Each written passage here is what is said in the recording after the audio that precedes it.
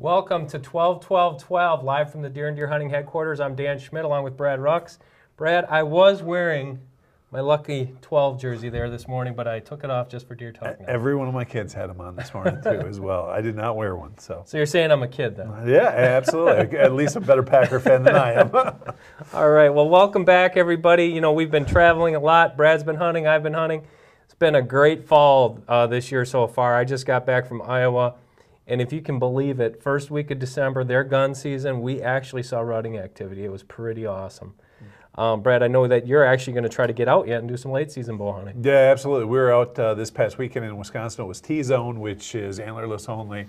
And my 12-year-old was the hunter. We're actually trying to shoot something with a 10-point crossbow. And we saw that rutting activity just like you did. Unfortunately for us, it was one doe that was in heat, and she had at first 4 bucks. And by the end of the night, there were 7 of them. That's pretty awesome. He couldn't shoot her. She kept running around the blind, and the bucks were on her, and she would not stop.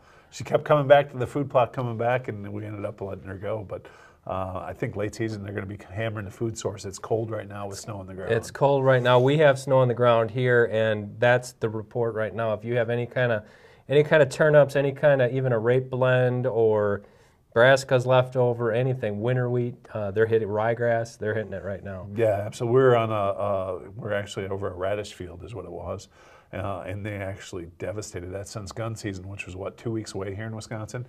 That food plot, I would say, was 3/4 of the way eaten. So, I mean, they're absolutely just pounding that. Another cool thing, you know, right now, okay, that's happening up here in the upper Midwest and the Midwest and the Northeast. But down south, all our friends down there, Alabama, Georgia, even Florida, they're getting ready for the rut, which is pretty cool. Wish I was heading down there right now, but we have a destination whitetail crew heading to South Carolina. Yeah, next week. Next week, it should be another great venue for another good show. Yeah, they're hunting on the same spot where we were at Blackwater Creek with Terry Harris over there. It's a great location. Tons of whitetails early season. It'll be interesting to see because Jamie's going there, and he was there earlier in the season in August, and to see how skittish those deer are. Think about this, they've been rifle hunted. We were there since August. Yeah, around the 25th of August, and they've been rifle hunted the entire season, and he's going down there with a shotgun. It should be a great hunt. He's hunting with that new Savage 20 gauge. I got to hunt with it in Illinois. Man, is that thing a tack driver. I have never shot a 20 gauge that accurately in my life. It's that little Savage 220F. They just came out with it, bolt action, extraordinarily accurate. You know, you can basically shoot almost any slug through there, but we had some just awesome success in Illinois with that. Let's talk to everybody first. Today, we're going to have Bob Robb with us. We promised him last week. We had some technical difficulties. We're going to have Bob on today. If you've read Deer and Deer Hunting, you know Bob's name. Bob is one of the foremost bow hunters in North America. He's been doing this for longer than I've been in this industry, and I don't want to make Bob feel old. He just started really young.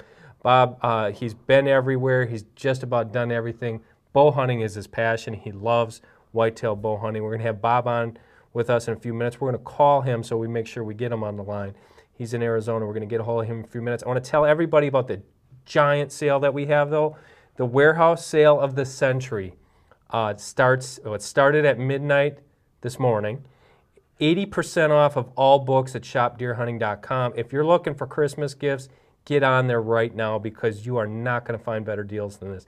Up to 80% off on all of, and we're talking Charlie Alzheimer's books, John Ozoga's books, the Lee and Tiffany book that just came out, Scott Lacey's book. We got to have a Stacey Harris cookbook in there.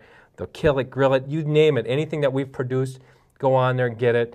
And you're really going to have some great Christmas gifts. What I brought in today is I was asked to come up with top 5 gifts for less than 15 bucks. And I think we can do better than that because I'm going to show you, I think, 6 of them. This is my favorite. This is $13.99. It is our page-a-day Whitetails calendar. And what I really like about this, and this was actually Brad and I's idea. We came up with this last year. You put that on your desk. I'm bad at this. Right there. Every day of the year, you have a color photo. I'm looking over there. Sorry, man. Every day you rip it off. Great product. Page-a-day calendar. That's on Shop Deer. We have the Whitetail Behavior DVDs.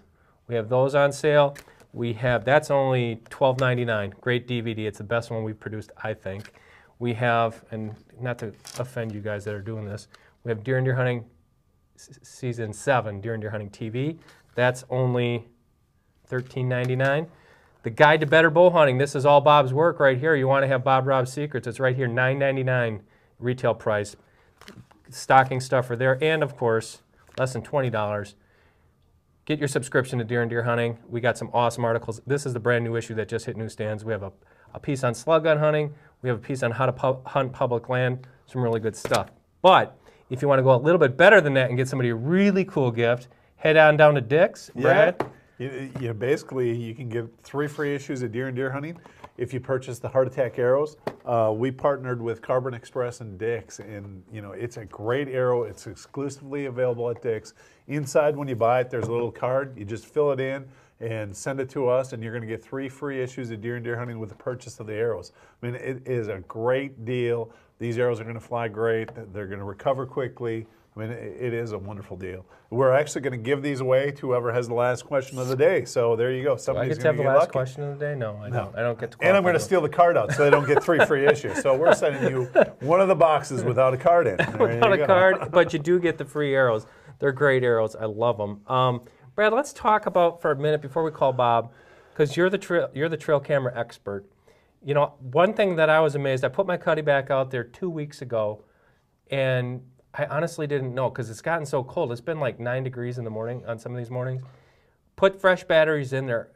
In weather like this, for the guys that are just experiencing this cold front, how long can you keep those batteries in there? It all depends really on what camera you're using. Some of them are hard-on batteries. If your camera's already hard-on batteries, when you're out in the cold, it's going to be terrible on batteries. Is it just because it's taking that many photos, or is it just because batteries are there? It literally takes, because the cameras operate, literally some take more juice to turn on that camera and operate all the functions. And when it's cold, all those functions perform slower, but it's still sucking out the battery life all the while that is performing.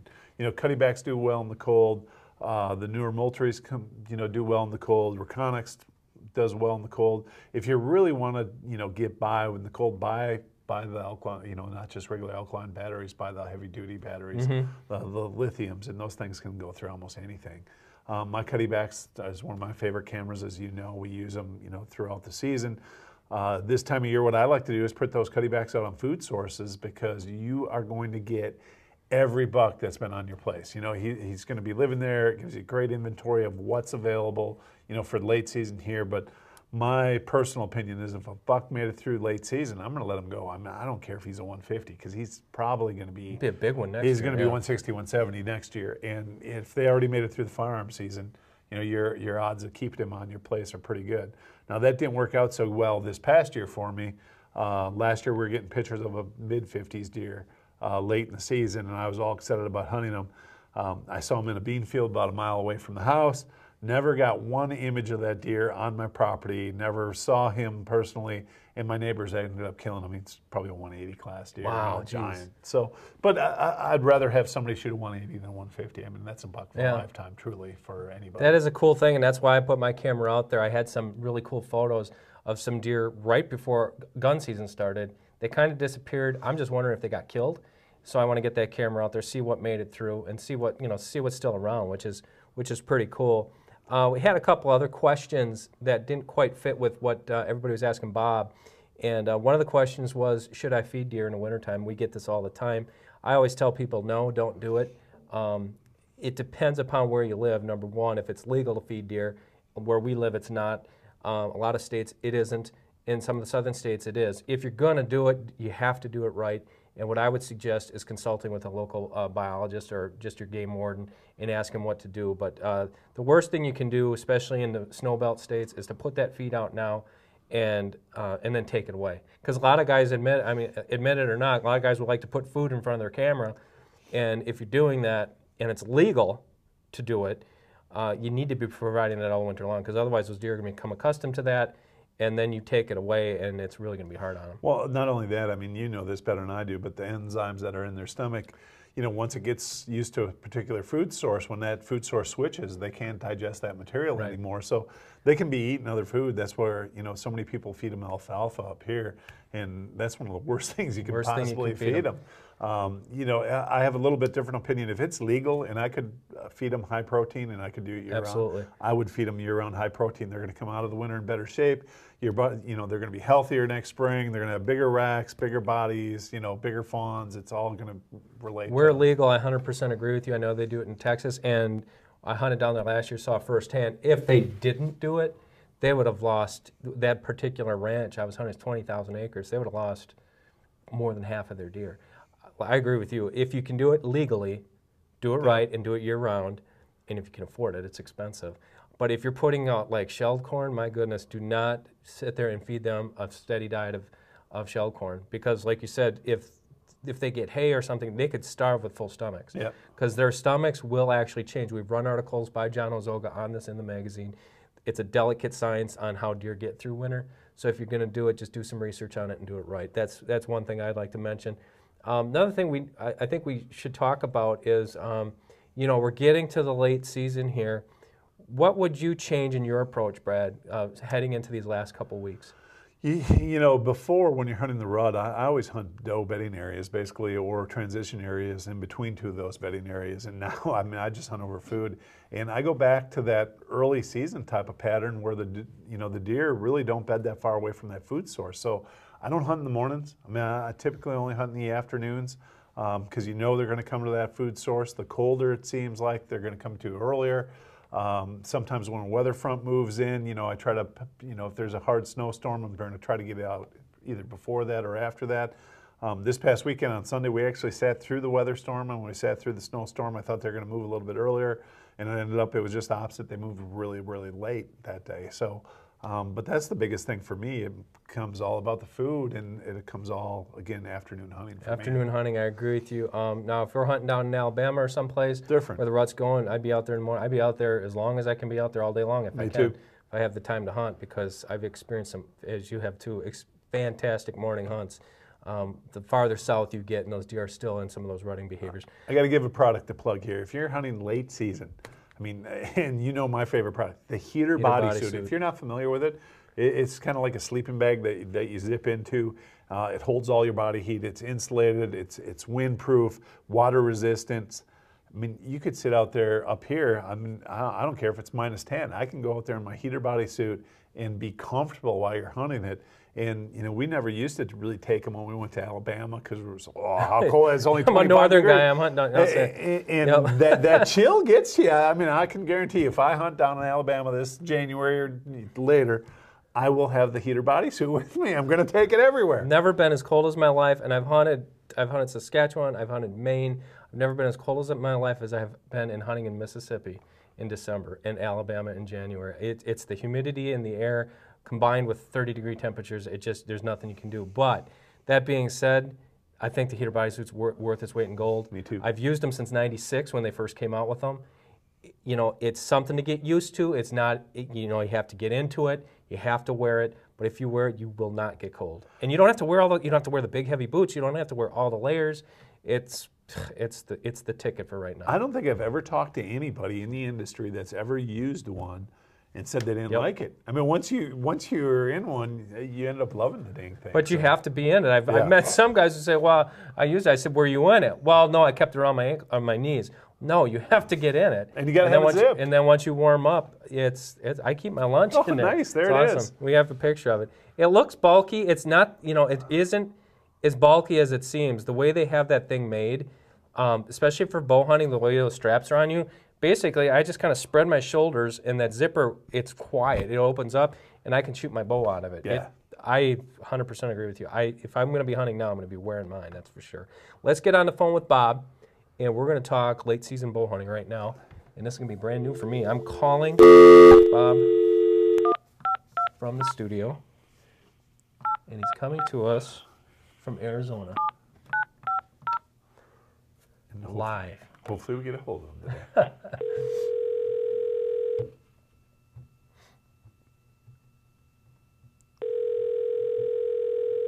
Hi, this is Bob Robb. Bob Robb, Dan Schmidt, how are you today? Mr. Schmidt, nice to talk to you, sir. We are so excited to have you on Deer Talk now, Bob. We've been talking you up. I hope you haven't been listening, because you're probably getting sick of me just going on and on about your greatness. I'm ready to roll. Well, everybody, welcome. let's welcome Bob Robb. As I mentioned, Bob Robb is, I'm going to say, if he's not the foremost, he's one of the foremost guys who we just hung up on. Let's try this again. Is he there? Let's try it again. Dan must have insulted him. Ooh, I insulted him. He hung up on me. All right. Try it again. Here we go. We're going to call this show The Curse of Bob Robb. It seems like we were having trouble. If we don't get him, we're in trouble. This is live. Do you call it TV? Do you call it podcast?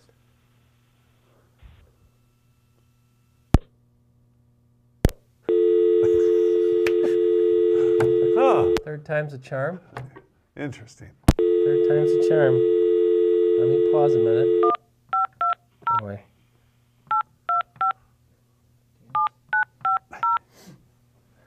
Keep my fingers crossed. There we go.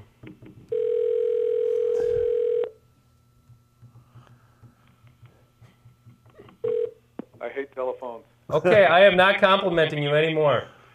I don't blame you. Welcome to the program, Bob. Thank you, buddy. Glad to be here. Thanks for joining us today. You know, we have tons and tons of questions that came in. Again, we have so many of your fans. They wrote in through Facebook. I had some guys write in through Twitter and gals, and just the Deer Talk Now platform. But basically what we're going to do is we're going to pepper you with as many questions until we wear you out. But before we do that, we want to find out how your fall went. My fall was very good, actually. I drew an Arizona elk tag after 10 years and killed a big bull, and seems like every time I went deer hunting, I found a deer to shoot at. So I don't know why that doesn't happen every year. Does it happen to you that way? No, it doesn't. And sometimes it happens to Brad, but not me. It didn't happen to me this year. I couldn't find a deer to shoot. You know, I'm not saying I killed all the deer I found, but I got a couple. That's good. No, Bob, I know you started in the early 80s. Take the listeners just on a little journey of what you've done in the industry and some of the different species you've hunted. Oh, well, I actually started full-time about 1978, I guess, out of college, and I ran a couple of weekly outdoor newspapers to start with, and from there I went to Peterson Publishing Company and worked for Peterson's Hunting for a while, and I was the, the creation of, and I was the first editor of Peterson's Bow Hunting magazine. And, but their offices were in L.A., and when I got tired of that mess, I quit my job and I moved to Nowhere, Alaska, and lived up there for 15 years and did some guiding and hunting and all that kind of thing. And I live in beautiful Arizona now because I'm just tired of winter. I don't blame you one bit. And I remember just over the years of us talking, you've told me about why you lived in Alaska. Just maybe expand on that a little bit because I think it's absolutely fascinating. Well, the Alaska thing was really interesting to me. It's just wild, wild country. It's nothing like it is here in the lower 48. There's no roads. It seemed like every time you go out, it's a survival situation, and there's cool things to hunt. Not whitetails, but in fact, it's one of the only places there aren't any whitetails. But we had Sitka black-tailed deer and caribou and brown bears and black bears and sheep and goats and moose and all that neat stuff. And you learn a lot about getting wet and being cold and packing meat. And there's a lot of equipment challenges.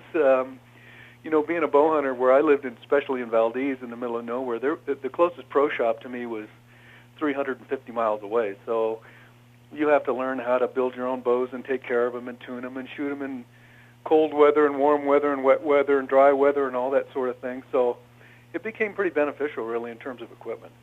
Yeah, that is awesome, and I think that's where you got all the knowledge, or a lot of the knowledge that you have on not only bows, but kinetic energy and different broadheads that you're using in arrow setups and that type of thing. And there's a lot of questions we have here. So without further ado, we're going to give away that pack of heart attack arrows at the end of the program here for the last person who asks a question. But Brad, I'm going to let you go first, and we're going to just go round robin here with Bob. Okay, the first one is from Scott Brumfield from Louisiana, it looks like.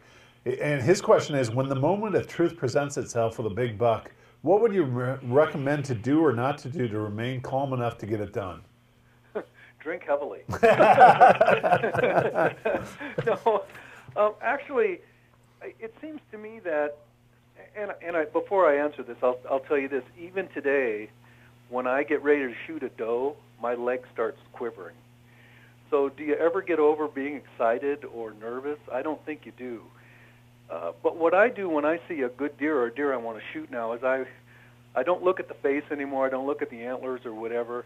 I look at their body posture, and I just try to pick a spot and focus on a spot and go through my pre-shot routine, which is, pick a spot, come to anchor, and follow through on your shot, and don't drop your bow arm so you can watch that arrow fly over his back. But you just kind of have to go through your own pre-shot routine, and that comes with hunting a lot and also practice on the range, And one of the things that I found for myself when I practice, number one, I shoot broadheads almost exclusively in practicing. But the other thing I do is I don't shoot a lot of arrows at once. I shoot one arrow at the target, and then I walk over and I pull it out of the target and walk back. And I try to replicate the same scenarios that I would get shooting at game. If I'm tree stand hunting, I try to shoot sitting down. I try to turn my body crooked. All that kind of stuff we do when we're actually shooting a game. I think that helps a lot. That is, and that's excellent advice. It doesn't matter, like you said, if you're hunting a grizzly bear or a whitetail, if you focus basically on the job at hand, if you focus on that kill zone, I think that's the best advice you can give to anybody, because it helps. Let's face it, that adrenaline is just taking over your body, and you got to do something to calm yourself down. And you don't want to shoot between the antlers, do you? I do sometimes. But. Me too. For me, it seems like the more I practice, the more confidence I get. So literally, when I finally come to the moment where I pull back my bow, that is probably the most relaxed I am, because I know, the rest is going to be kind of automatic. But I get nervous before I pull back my bow, trying to make sure the animal doesn't see you, as you're doing through that process. So. Well, I agree with Brad. If I can get drawn, I'm good. Yeah. Bob, Brad taught me this tip a long, long time ago, but do you do the same thing where you practice at much farther distances than you would actually shoot? Oh, sure. In fact, when I come to camps, people look at my bow and they go, "My goodness, what are all those sight pins for?" And I have pins actually on my bow set 20 to 90 yards and 10-yard increments. And I practice a lot at 50, 60, 70, 80, 90 yards. And do I want to shoot at an animal that far? Absolutely not. But you find when you start shooting 70 yards that any little quirk in your form or your bow's tune or whatever will make those arrows fly out of the kill zone. And so you learn to really maintain your form. And then when you get into 30 yards or 20 yards, my goodness, the kill zone looks like it's the size of a basketball. How can you miss it? So practicing long distance will help you make short shots for sure. And it sure is a humbling experience when you're shooting at a block at like 70 or 80 yards, and you do something stupid, you flinch, or you drop your bow arm like you're talking, and you miss that entire block. It's like, oh my God. So it really makes you focus on the form. A lot of these. I'll tell you where it's serious for me is that I shoot out here in the desert in Arizona, and if you miss the target, your arrow's destroyed. Like, there goes $10. There's $10, maybe more, maybe 13, 14. All Bob's tips, by the way, are in the Whitetail Archery column of Deer and Deer Hunting. Check that out every issue. Bob comes up with some great ideas. I'm sorry, we renamed it. It's Bow Shop. We used to call it Whitetail Archery. It's the Bow Shop column in Deer and Deer Hunting. Bob has done a great job with that. Next question comes from Mike Clare from Wisconsin. And this is an interesting question. Mike wants to know, Bob, he says, I seem to shoot 3 inches or so low on a 20-yard shot when he's shooting at last light. He says he wears progressive lens glasses when he's hunting, and he wonders if that has something to do with his problem for missing low. Well, let me say this, and I don't know what the exact answer is, but I also have bad eyes and I wear glasses, and I normally wear bifocal lenses because I'm very nearsighted. And what I've learned for myself is that when I hunt, I only wear my single vision glasses, which are correcting my vision for long distance. And that way, it doesn't matter what my head position is when I'm at full draw. I get the same picture as if I weren't wearing lenses or didn't need any correction. I find when I wear my bifocals that I have to move my head up and down like an owl, and my sight pin looks different depending on what position my head's at, looking through those progressive lenses. And I never could figure out how to do that. And I've tried, believe me, for years to be able to hunt with my bifocals, but I just can't. So I would suggest just try wearing your single vision glasses and just correct for one part of your vision, which is your distance vision, and I think that will help you. It's a good tip. Good tip. Yeah. Hey, I got another question for you. This one's from Greg Singleton from Virginia. It says, Bob, how can the average bow hunter like myself tell when it's time to change the bowstring? Is there a recommended frequency for each different type of string material and cam setup, or is the recommendation more generic? I'm asking because I brought a used bow and it shoots great, but the string is obviously not new, and I wanted to make sure that it doesn't break on me. I think the cost of a new string and tune-up is around $150. Any advice you can give me would be greatly appreciated. Okay, let's go back in time a little bit. Way back when, like 10 or 15 years ago, bowstrings, like all things archery equipment, were not nearly as technical as they are today. Today's bowstrings are fabulous, and they will last for years if they don't get frayed or worn or something. You know, if you're a big-time tournament shooter and you're shooting 1,000 or 2,000 arrows a year, well, you're going to have to change a string. But for most of us, your bowstring should last you for 4 or 5 seasons, I would think, if it's not frayed or cut or something. If you have a bow that's 5 years or older, if it's a used bow, what I would suggest is that you just go put on an aftermarket string and get it done. If you think you're going to keep that bow for another 3 or 4 years, because then you won't ever have to worry about your string. And it'll be pre-stretched, and you only have to shoot, a couple, 3, 4 dozen arrows. It'll be right where it's going to be. You'll be able to tune and shoot, and you won't ever have to worry about it again. That's good advice. Great advice. Bob, what do you recommend for strings? Would you recommend for a guy who doesn't do it himself, just take that to the pro shop? Absolutely. And even though that I play with bows a lot, there are some things that I'm going to do at a pro shop because I don't have a professional bow press at my home anymore. And you really need a bow press if you're going to change strings or that kind of thing. So anytime that you need to do that kind of thing, go to the local pro shop, have them put the string on. At the same time, have them tie a loop for you.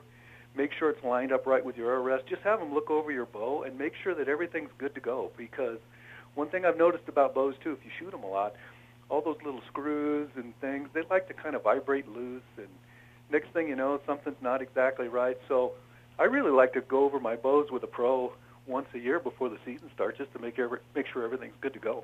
Yeah, that's great. Great advice because you never know. You never know. Those guys are trained experts. They're going to be able to pick something out and tell you what needs to be replaced. All right, let's go to the next question. James Gray. James from New York. And James asks, Dear Bob, when entering bow hunting, he's first entering bow hunting, would you recommend he starts with a top-end bow, like a Matthews Helium, or a lower-end bow, like a bargain price bow? Well, here's my advice. If you're going to be serious about bow hunting, get the best bow that you can afford. That being said, today's mid-range bows, like the Matthews Missions, for example, are tremendous products, and they shoot extremely well. And for most of us, that's really all a guy needs. But I think the most important thing for a guy that's looking for a new bow is to go to a pro shop and shoot as many bows as you can shoot. Make sure that they fit you properly, the draw length's right and so on, and the draw weight, and just shoot them and feel them.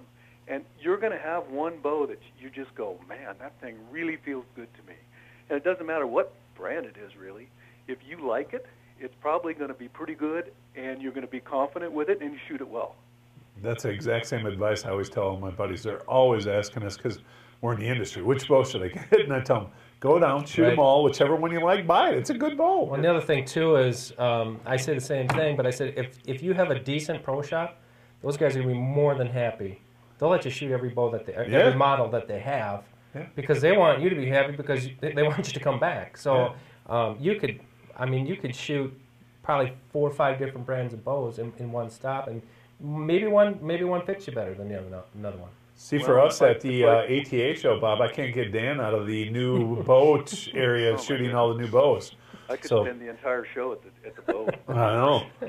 But, it's like when people ask me, what kind of girls do you like, blondes, brunettes, or redheads? And, of course, the answer is yes. All of the above. All right, I got a question for you. This one's from Lance Matson out of Michigan. It says, how would you suggest calling either sex of deer in after the rut? Then he says he just hunts along a small river at the edge of a swamp, which is along where they bed. All the food is now farmed. He says he sees plenty of signs at the bait pile that he has, but he doesn't see any deer. From does, not a lot much. 7 a.m. to 10:30, 3:30 to dark. He's only seen a couple deer, and that's it. Any advice? Oh my goodness, how do you tell somebody to hunt their own farm? Yeah. If you've never been there. But generally speaking, for me, this time of year, it's about two things: food and water.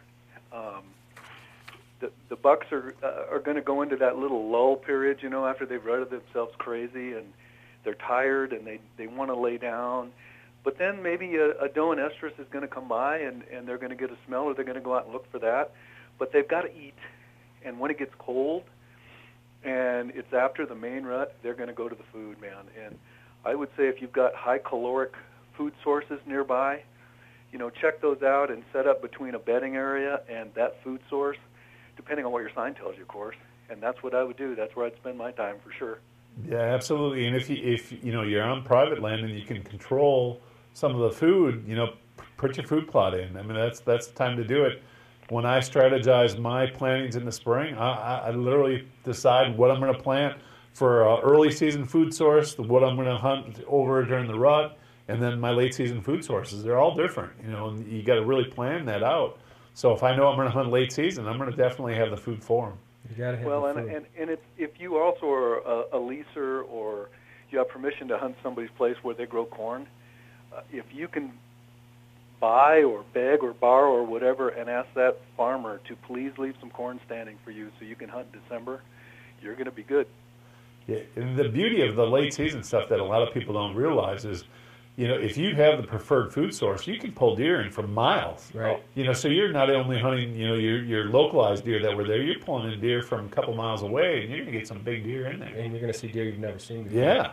Well, I'll tell you one thing. I have a place that I've been able to hunt in southwest Kansas for quite a few years now, and I like to hunt there during the rut because, of course, during the rut you never know what's going to happen. Deer come from everywhere, but you can't really pattern them. Literally all the good deer that I've killed in this place, and I've killed 4 bucks, you know, 150 to 170 in the last 5 years, have all been after the rut when it's really cold and they got to come to eat. Yep. And they're coming. I know you've hunted Kansas a lot, Bob. Is that your favorite late season destination? I'm sorry, I didn't hear it yet. I know you've hunted Kansas quite a bit. Is that your favorite late season destination, or you have another spot? Well, it's just a place that I have permission to hunt, and I can drive there from my house. I can be there in a day, and so I can hunt there. But I've also spent some time in Illinois during the late season around the cornfields, and boy, oh boy, it can be really good. And also I've had a place over by Cedar Rapids in Iowa that I hunted a couple of times in January, and man, oh man. Those are the ticket spots for late season. If you could stand the 10 below, you could find them. Yeah. Good places to hunt. Let's go to Randall Wilhite from Oklahoma. Randall asks, Dear Bob, blinds made for both bow and rifle. What are your opinions on these? Which ones are functional and quiet, and and require the least amount of maintenance? Okay. Today's ground blinds, and I do a little ground blind hunting, and today's ground blinds are so good. You know, that the materials are strong. You can set them up so they're nice and taut and they don't make a lot of noise in the wind. And they're big enough that a bow hunter can get in there and actually draw his bow without worried about hitting the wall or whatever. 2 things that I would say about hunting out of a blind. Number one, that thing has to be dark inside. And when I say dark, it's hard for a lot of people to sit in a blind and not be able to see 360 around them. But you need to close all the windows and all the doors as tight as you can close them, and only have a hole out there where you're going to shoot, and that's it. And you might have a little peephole that you can peek around to the side every now and then just because you can't stand it. But if that thing's not dark inside and you're not dressed totally in black with your face painted or a face mask on or something, believe me, the deer will see you. Mm-hmm. And if they do, it's over. You know, the other thing that I think people that like to hunt in blinds and hunt the late season, you have to be really careful because all that commercial blind material will freeze on you. and get really brittle and really, really noisy. And so you have to be able to make sure that that thing is set taut and that you're not going to touch anything on it. And the other thing is you've got those little screen mesh windows that people shoot through, and I still don't like to shoot through those myself. And so I keep the windows open to shoot through, but I try to make them as tiny as possible so the doggone deer aren't going to see me, because they will see you. Mm-hmm. That's a good point. I never thought about it. I just learned about this in Iowa this week. You know, you get one of those blinds, you open up all the windows because you want to see, but those deer might not actually see you, but they notice that window's open. Oh yeah. And they're going to come in much more alert, and they might smell you. So some really great advice. Just keep a really small shooting window. The other thing I learned with ground blinds is if, however, you're going to hunt out of that ground blind, like Bob leaves his window open a little bit, that's how I leave the blind. I mean, so that Right. it looks the same to that whitetail every time it sees it. And one other thing I might mention about blinds is when a guy sets a blind, you need to chop down all that little brush and stuff Yes. that's on the floor that'll be around your feet, so that if you move your feet or whatever, you don't make any noise. Yeah, You can't make any doggone noise in that blind. yeah. But what you're saying is you've done it. It can be done, especially bow hunting. Yeah. It's just so easy with a bow, isn't it? Yeah. Well, it's a lot. I mean, it's a lot more comfortable to be able to sit down, sprawl out, keep all your stuff there in front of you, rather than, especially like now when it's cold, you're sitting up in a little tree stand. It's you can't move, you can't do anything. I think the view when you're on the ground and you're shooting one from the ground is just absolutely cool when they're coming in and they're at eye level they're with right you. there in front of you, yeah. It's a neat feeling. Oh, So- boy, it's fun. In fact, I'm getting ready here in my neighborhood. We hunt the little coos whitetails, and I have a little spot up here in the mountains where I set a blind in a little saddle area that they travel a lot, and they're starting to rut here now. And so we put down some scent trails and hang some scent bombs and just sit in that little blind. And these little deer are afraid of their own shadow. and when they show up, it's just like, oh boy, you know, it's very, very exciting, very fun. Sounds cool. Cool. Hey, the next question I have is from Casey Beard out of Texas. He says, what are some of the best things to start thinking about or doing in preparation for next season? Oh boy. Okay. There's so much to do if you're done hunting for the year. Number one, when you store your equipment, I'd like to turn the poundage down on my bows quite a bit so that the limbs and the strings aren't stressed and so on and whatever. I lubricate my axles, my wheels. I make sure everything's tight. You know, just kind of give your bow a little tune-up. Wax your string. Make sure everything's good.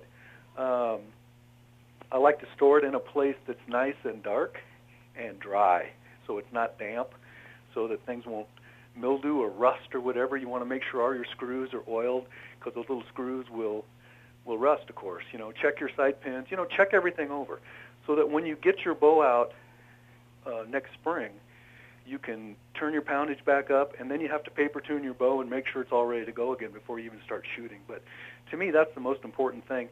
The other thing that I like to do is with my broadheads, especially those that have been in my quiver, if there's any moisture on them, they might rust as well. So you can store those in, sometimes I'll wrap them in a paper towel that has like corn oil that you use for cooking, and that helps keep them from rusting and keeps them lubricated, and it doesn't affect them one bit. So you just want to check everything over and store it where it's nice and quiet and dry and dark, so everything will be good to go when you get them out next spring. Makes sense. Great, perfect. All right, Bob, last question for you. And this is going to be the lucky winner of the Heart Attack arrows here, Carbon Express from Dick's. This is coming from Ron. Gosh, Ron, I'm going to butcher your name. Ron Strusen from Ohio. And it's very a good question considering he won the arrows. He said, Dear Bob, I'm considering changing my arrow length, but I'm not sure about what the outcome will be. He shoots a 28-inch draw length now, and he wants to switch to 100-grain broadheads. He said, basically, his question is this going to affect penetration and other flight differences by shortening his arrows? Okay, anytime you change anything in your equipment, it's going to change everything. And so the question then becomes, will that affect your ability to kill a deer? Fortunately for us, white-tailed deer aren't really that hard to kill if you hit them in the right place. They don't take a huge amount of kinetic energy to get a double pass-through. I'm also a 28-inch draw length guy. I shoot a 28.5-inch arrow, and I shoot that arrow because I shoot fixed blade broadheads or replaceable blade heads, and so that way when I draw, I don't have to worry about the blades hitting my riser when I'm at full draw. I find that that's a really good combination for me. 100 grain or 125 grain broadheads, really I think what you're worried about is two things. One is, do you have enough front of center balance in your arrow so that it's going to fly well? And the other is, are you shooting enough arrow weight to make sure that you're going to get enough penetration? For me, I'm not a real light arrow guy. I would call myself a medium heavy arrow. Even when I whitetail hunt, I like to shoot an arrow that weighs about 400 grains, and I pull 70 pounds, and that gives me about somewhere between 68 and 72 foot-pounds of kinetic energy. Well, I shot that through a bull elk this year, and so that's plenty of kinetic energy. So I really don't like it to see a guy, even whitetail hunting, go below 350 grains of total arrow weight, especially at a 28-inch draw length, because you might sacrifice a little penetration. And that's more important than shooting blistering arrow speed. If you're tree stand hunting, you're not going to shoot more than 30 or 40 yards max, and you have a rangefinder, right? So you're going to know the distance. It's more important to be able to drive that arrow all the way through than it is to shoot like super flat. So good advice, good advice. Well, thank you, Bob, and thanks to Ron for that last question. We want to thank you again, Bob. It was always a pleasure talking with you. I know we're going to see you here again in January, but I think between now and then you're probably going to be hunting, so I hope you have good success out there. Yeah, I'll be out tomorrow. All right. I'll let you know how it goes. Thanks. Thanks, Bob. Thank you, guys. See ya. Bye. You know, I could sit there and talk with Bob all day, just like all of our guests, Brad. But you know, Bob's one of those guys that, you know, he'll admit that it's not a exact science, but the stuff that he's learned, and it's a lot like the stuff that we've learned. It's trial and error to get to what actually works for you. Yeah, absolutely. I think he's trying new stuff all the time, and combinations of arrows, and he's one of those guys that tinkers with everything. So that's what makes it so interesting. That's why he knows so much about it. He shoots expandables. He shoots fixed blades. He shoots fast bows. He'll tune his bows down sometimes. It depends upon what you're hunting. Yeah. So I mean that's a good thing. We have a couple more questions, but before we get to those, I know you're going to be able. These are slam dunk questions. That's why I want to ask you before we go today. Want to remind everybody of the warehouse sale of the century. Do not miss this. It is once in a century. 80% off of all books. If you want to get something for Christmas, if you pick names for Christmas and you want to get a great gift for the deer hunter on your list, check it out. Up to 80% off at shopdeerhunting.com, all books. And as I said earlier in the program, we have a ton of great items in the store that might not be on sale, but they're less than $15. There's the toll-free number if you already know what you want. The toll-free number's there. You can call and order, or you can go to shopdeerhunting.com and order it, or go to shopdeerhunting.com, find out what you want, and then call in. I know we have a lot of customers who would just rather not order online, who want to actually talk to somebody and call or have questions. You can use that toll-free number right there. But everything at shopdeerhunting.com starts today, goes through Friday, up to 80% off of all the books. We have all the great deer hunting books, Charlie Alsheimer's books, John Ozoga's books, Lee and Tiffany's new book, the Scott Laseth book. I can't even mention them all. The other neat thing, I'm not going to mention all of them, but check this out. This is the second year we've done this. It is the page-a-day calendar from Deer and Deer Hunting. And what's really cool is it's only $13.99. You put that on your desk every single day. It's got a color photo of a deer and a fun little fact. Get one for yourself, get one for a friend, get one for the person on your gift list. These are really, really cool. I can't say enough about that. Okay, Brad, couple questions. Let's hit 2 questions for you here, because I know you're going to be, like I said, slam dunks for you. Mark Landreth from Utah. Hey, I think that's the first time we've had anybody from Utah. He wants to know, he's just getting back into bow hunting. He wants to know if he should use a peep sight. Yeah, you know, some of the archery sites out there right now say that you don't need a peep sight. I'm going to put a peep sight on every bow that I have. And I can tell you this kind of funny little story, because it happened to our TV producer. He was using the IQ bow sight, and you know, it says on there you don't need a peep, and you really don't if you're using it correctly. And I told him, I said, when you're excited out in the field, I said, it's so much nicer to have that peep because then you know you're anchoring in the right spot. You're going to be able to see your whole IQ side and make that shot. Well, it happened to him that 155-inch deer comes by. He's excited. He anchors a little bit in the wrong spot, takes a shot, shoots, a foot over the deer's back. And I think that's why you shoot with a peep. It just is another point of contact for you to be able to shoot. There's multiple methods. If this is my bow right here, I don't like the rubber tubing. I hate the rubber tubing. There's so many peeps now that go in your string that just get tied in there, and they rotate as your string comes by. And with a bow press, and I have a bow press in my office, or you can take it to a shop, you can get perfect rotation on that peep every time. So it pulls back, and it lines up perfectly. And, I would not hunt without a peep. Second nature, and I think I started shooting that tubeless peep after you said it a few years ago. The tip that what we're showing here from the pro shop, JR from our local sports shop, he got me to go to a really big peep a few years ago, and that really helped me. It's a tubeless peep, but it's the biggest aperture. Don't ask me the size of the aperture, but it's the biggest. I think it's a G5. It's the biggest aperture that's made. But for me, it's second nature now. I love to line up with that peep as well. Me too. That's a good question from John there. And let's see. I think I'm sorry. The next Don is the last question. Don Nelson. I don't think it's the basketball coach. I think he's just a deer hunter from Florida. And Don wants to know. Let's see, Brad. What do you recommend for your bow? A single pin that you can move, a single pin by itself, or multiple pins for different yardages? I think it matters on the individual because you can talk to everybody and everybody likes a different combination. Everybody says something different. Yeah. Me personally, I like to have a multi-pin. I'm like Bob Robb. I don't have a 90-yard pin, I have an 80-yard pin. So I go all the way through from 20 to 80 yards. Why do I like that? Because I really don't have to think about it. All I have to do is think about where that animal is. On my, if I laser it at 70 yards, I know it's the second from the bottom. That's where I'm going to, that's the pin I'm going to use to practice. The people that like the single pin that's adjustable, they just don't want the extra obstructions in there from your other pins. It's a clear, view of your pin and the animal for that fact. I just don't want to be caught in that moment of truth when the animal's coming in, he's at 30, and I'm going to put my 30-yard on there, and I pull back, and all of a sudden he turns at me, and now he's 15 yards, and then have to do a little Kentucky windage. If I shoot my multi-pin, I know, I'm shooting exactly my top where to pin. aim. Yeah, so that's the only difference there. The people that shoot a single pin, it really depends on your range, how far you're going to shoot. Today's bows, if I was going to shoot a single pin and I'm only shooting out to 30 yards, or even say 40 yards is my maximum, I'm going to sight it in at 30 yards. Right. And that pin's going to be dialed in perfect at 30 yards. And I know if it's 20, I'm going to aim for the heart. And I know if it's 40, I'm going to aim a little bit higher in the chest cavity. So you can do anything. It's what you're really comfortable with. So shoot what you like, I guess, and just Great know advice. how to use it. And that's, I know guys like that, that are just deer hunters. They're not archery, tournament guys or anything like that.